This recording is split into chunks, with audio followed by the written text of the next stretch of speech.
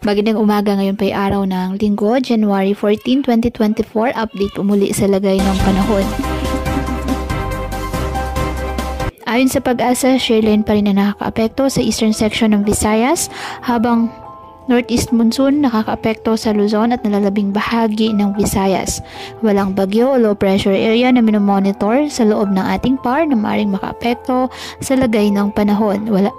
Ngayong araw, ang Eastern Visayas, Central Visayas, Caraga at Northern Mindanao, asahan na maulap na halangitan na may kalat-kalat na pag-ulan at thunderstorms. Dahil po yan sa shear line.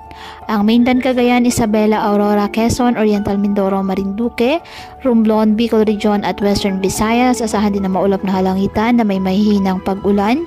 Dahil sa amihan at ang Metro Manila at nalalabing bahagi ng Luzon, apektado pa rin po ng amihan, kaya asahan pa din ang mga bagyang maulap hanggang sa maulap na halangitan with isolated light rains.